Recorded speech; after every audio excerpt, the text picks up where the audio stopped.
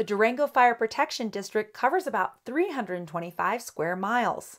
That's why volunteers are critical to timely and sometimes life-saving emergency calls in the rural areas of the district. You're watching the local news network's First Responder Spotlight, celebrating the men and women who keep our community safe. Brought to you by the Bank of the San Juans, one big happy little bank serving Durango, Colorado. Durango Fire Protection District Captain Jessica Borden knows how important volunteer emergency responders are to the health and safety of the community. As a former volunteer emergency responder in rural southeast Ohio, Borden knows that volunteers are often the first people on the scene, and their help can make the difference between a fire destroying a house or a heart attack turning fatal. That's why she relishes her role as volunteer coordinator for Durango Fire.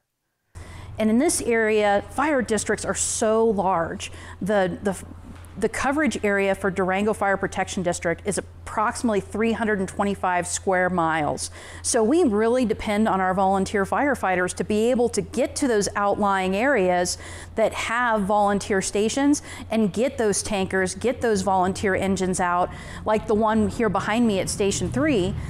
And respond to those fires. Wildfire starts are a big one. And then you can do a lot on a structure fire doing external operations. So, if there's flames showing from the outside, they can spray water on that fire and knock it down until more help arrives. So in this area where it's so rural, we really depend on our volunteer staffing in this area.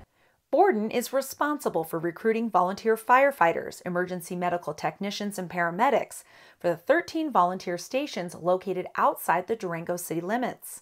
Training starts in November, but Borden recommends that potential volunteers apply now to spend time observing operations and obtaining medical clearance. Ted Hermisman has volunteered for 6 years at Station 13 in Falls Creek and Station 3 in Durango. He says the opportunity to help a neighbor in need is why he volunteers. Well, I would say the first thing for volunteering is that if you want to help your neighbor, it's a great way to do that. And particularly if you live in the outlying areas, you want to be able to help your neighbor. And that's probably what pushed me to give back to the fire department or actually getting involved with it. Was one of my neighbor's house about 3 doors down was on fire, and there was nobody from my area to respond, and so it took about 15 minutes for the fire department to actually get there from town up to where I live. I live up in Junction Creek, and if we would have had someone closer, maybe things would got put out a little quicker. It wasn't much damage. We got it out pretty quick. We threw water on it, but it was the type of deal that made me realize that there's going to be call out that people hopefully will never meet me.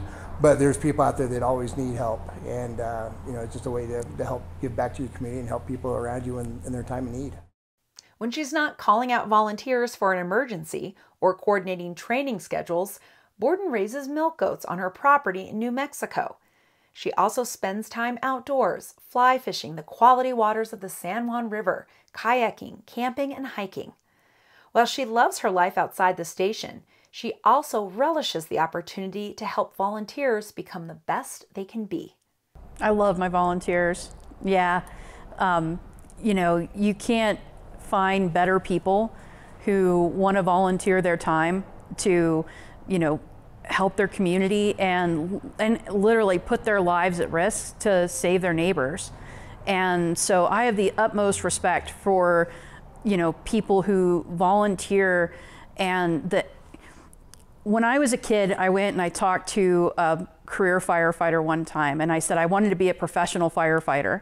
And he corrected me and he said, no, you want to be a career firefighter because everyone should be a professional firefighter. And the volunteers that we have here in Durango are such high quality, they absolutely meet those professional firefighter standards. And I'm very proud to be a part of the program.